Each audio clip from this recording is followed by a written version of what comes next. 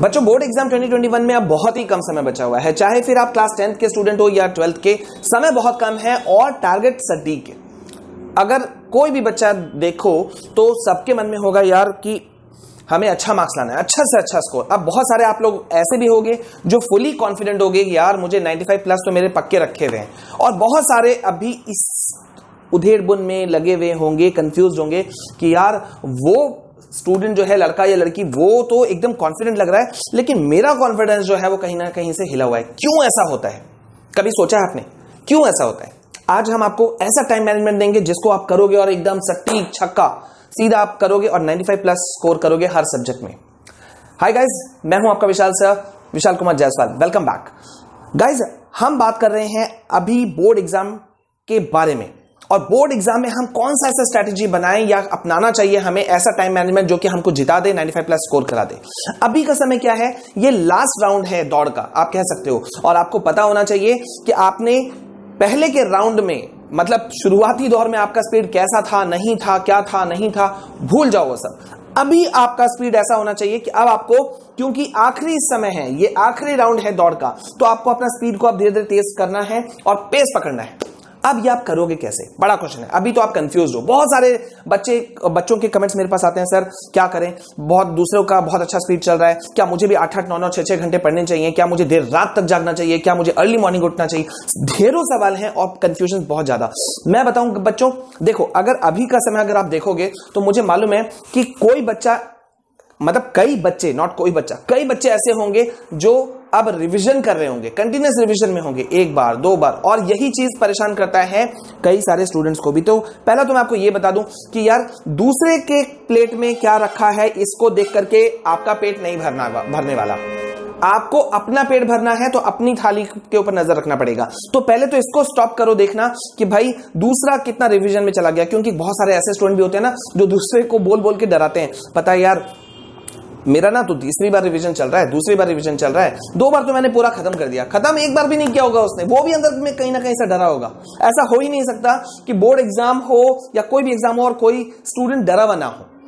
हाँ, ये जरूर है कि कई बच्चे ऐसे होंगे जो रिवीजन में अभी चल चुके होंगे, कई बच्चे ऐसे होंगे जो प्रैक्टिस पेपर की अपने सब्जेक्ट्स की तैयारी कर रहे होंगे, मतलब प्रैक्टिस पेपर्स को यूज कर रहे होंगे। तो यहां पे बहुत बड़ा रोल आता है टाइम मैनेजमेंट का। अब आप बोलोगे सर ये टाइम मैनेजमेंट बोर्ड एग्जाम में हमें कैसे मदद करेगा, हम कैसे 95 प्लस लाएंगे? मैं आपको बताऊं, टाइम मैनेजमेंट का ही सारा खेल है। टाइम मैनेजमेंट एक ऐसा चीज हो जाता है जिससे कि आप अपने आप को स्कोर करते हो, आपको पता रहता है कि किस क्वेश्चन में कितना समय देना है, किस सब्जेक्ट को कितना समय देना है, कौन सा रूटीन फॉलो करना है, क्या नहीं फॉलो करना है।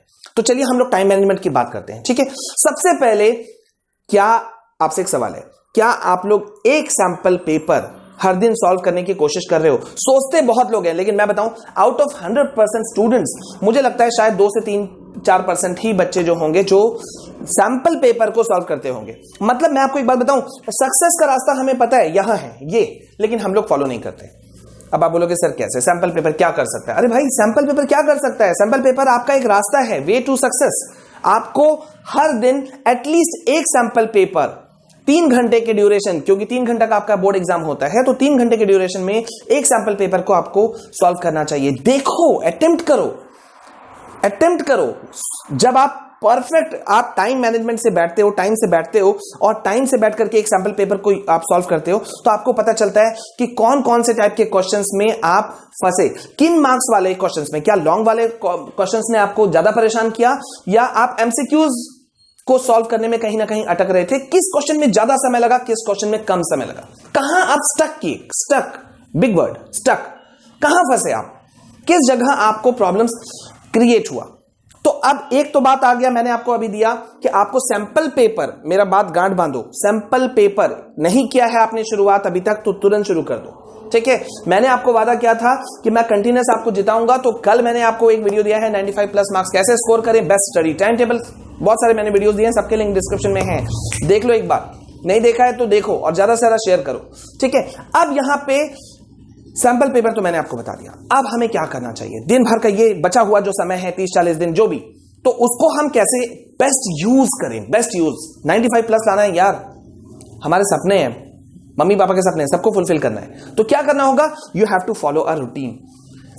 एक रूटीन के बिना आप अपने टाइम मैनेजमेंट को अच्छे से टाइम मैनेजमेंट को बांध नहीं सकते, मैनेज नहीं कर सकते समय को। ठीक है, तो आप क्या करोगे? सबसे पहले मैं आपको बताऊं, एक कम से कम एक रफ आप एक टाइम टेबल बनाओ कि भाई मुझे उठना तो इतने बजे तक कंफर्म है और सोना इतने बजे तक है। ये आप एक खाका पहले रेडी कर लो। सुबह उठना और रात सोना, ये 2 को पहले रेडी करो। ठीक, अब बच गया बीच का समय। अब बीच के समय में आपको पता है कि भाई किस सब्जेक्ट में, मैं बोलूंगा कि भाई मैथ्स पे ध्यान दो। हो सकता है कई सारे ऐसे बच्चे होंगे जिनको मैथ्स में कोई इश्यू ही नहीं है, उनको सोशल साइंस में इश्यूज है। मैंने अभी एक पोल किया था तो उसमें मुझे बड़ा हैरानी हुआ। लाइव सेशन में मैंने वो पोल किया था, उसमें सोशल साइंस में बहुत सारे बच्चे परेशान थे कि सर सोशल साइंस में हम क्या करेंगे, हमको डर लग रहा है। तो सोशल साइंस अगर आपका वीक सब्जेक्ट है तो उस पर आप थोड़ा सा टाइम स्पेंड ज्यादा करो, जिसमें आपको कॉन्फिडेंस ज्यादा है उसको आप थोड़ा सा कम करो, लेकिन at least fix your time for each and every subject. Her subject को थोड़ा बहुत टाइम दो, ये बहुत जरूरी है। समझ रहे हो बच्चों? ये बहुत जरूरी है कि एटलीस्ट आपको कुछ ना कुछ टाइम अलॉट करना चाहिए हर सब्जेक्ट्स को। मतलब एक दिन में आपको हर सब्जेक्ट को अलॉट करना है। अब सब्जेक्ट से कितने हैं यार? 5-6 सब्जेक्ट्स हैं, क्या इतना टेंशन है? मतलब आराम से हम स्पेंड कर सकते हैं। और उस पे भी मैं आपको बोलूं, हर 1 घंटा के बाद में 10 मिनट का ब्रेक लेना चाहिए। Take a break of 10 minutes. ये एक्सपर्ट्स कहते हैं, ये मेडिकल एक्सपर्ट्स कहते हैं, ये साइकोलॉजिकल एक्सपर्ट्स कहते हैं कि 10 मिनट का ब्रेक अगर आप लेते हो हर 1 घंटे के बीच में, थोड़ा घूम घाम लेते हो, रूम के अंदर टहल लेते हो, मम्मी पापा से ऐसे मजाक कर लेते हो, तो होता क्या है, आपका माइंड फ्रेश हो जाता है, आप एनर्जी से भर जाते हो, एनर्जेटिक हो जाते हो। मतलब जो प्रेशर है वो कहीं ना कहीं स्लो डाउन होता है। अगेन कम बैक और फिर बैठ जाओ और फिर 1 घंटा का फोकस रखो। आप एक छोटा घड़ी रख सकते हो जो 1 घंटा के बाद में, हर 1 घंटा के बाद में आपका वो अलार्म करेगा। आप ये कर सकते हो। अब नेक्स्ट क्या करना है?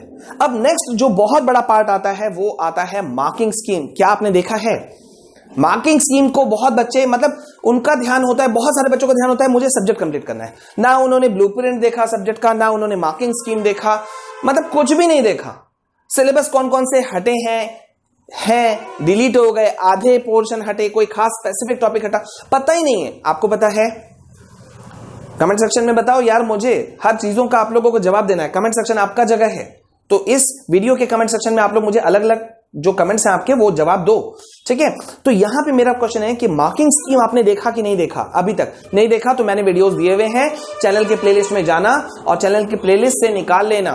क्लास 10th के हो, 12th के हो, किसी भी क्लास के हो, हमने आपको फ्री ऑफ कॉस्ट सब कुछ दे रखा है, नोट्स वोट्स सब फ्री है।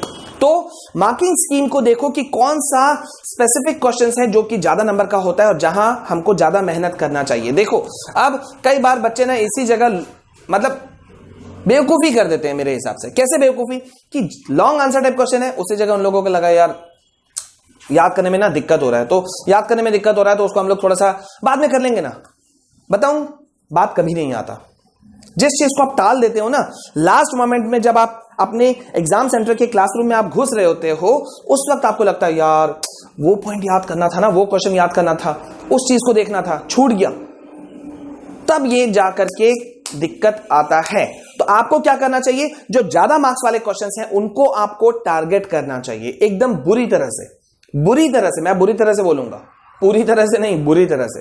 जो ज्यादा मार्क्स वाले क्वेश्चंस हैं उनको फोकस करो। आपका जो टॉपिक्स हट चुका है उसको एकदम रेड पेन से एकदम हटा दो, काट दो, ताकि आप गलती से भी उन टॉपिक्स को आप पढ़ ना लो। स्टार्ट वर्किंग हार्ड यार। Nothing is impossible for the person who dares. जो हिम्मत करता है ना, उसके लिए कुछ भी इम्पॉसिबल नहीं है, क्योंकि खुद इम्पॉसिबल वर्ड क्या कहता है? खुद इम्पॉसिबल वर्ड सी, ये है आपका इम्पॉसिबल वर्ड। और देखो ये इम्पॉसिबल वर्ड क्या कहता है? ये कहता है आई, ये कहता है एम, और ये कहता है पॉसिबल। I am possible. हाँ, ये खुद में कह रहा है कि यार मैं संभव हूं, मैं कर सकता हूं, मैं पॉसिबल हूं। ये वर्ड कह रहा है और हम कहते हैं यार वो इम्पॉसिबल है, हो ही नहीं सकता, असंभव है। Time management is nothing but to take care of each and everything. Time management कुछ भी नहीं होता है। मैं बताऊं शॉर्ट शब्दों में, मैं आपको बता दूं कि हर चीज का ख्याल रखो, फिर वो आपका चाहे रेस्ट हो, ब्रेक हो, आपका खाना पीना हो, हर चीज का ख्याल रखते हुए आपके अपने लक्ष्य की तरफ बढ़ना कहलाता है time management. Go for this. आप करके देखो, फॉलो करना शुरू करो, कमेंट सेक्शन में मुझे बताओ कि सर आपने जो कहा वो सही है या गलत है, वो बताओ। ठीक है, करो, ईमानदारी से करो। थोड़ी दिक्कतें आएंगी, जहां दिक्कतें आएंगी मुझे जरूर बताना, मैं आपको हेल्प करूंगा, पूरी तरह से हेल्प करूंगा। सो नथिंग टू वरी, एकदम चिंता करने की बात नहीं। आप लोग एकदम स्कोर करोगे, लेकिन अब करना क्या होगा, आप लोग मुझसे कई स्ट्रैटेजी वीडियोस मांग रहे थे, मैंने बहुत लंबा समय वेट किया, लेकिन अब मैंने आपको देना शुरू किया है। तो जितनी भी ये वीडियोस हैं, best study time table 95 plus आप कैसे स्कोर कर सकते हो, अभी से स्टार्ट करोगे। बहुत बच्चों का सवाल है, सर अभी से स्टार्ट करेंगे तो होगा? बिल्कुल होगा। ये मत देखो कि लास्ट 30-40 डेज बचा है या कितना दिन बचा है।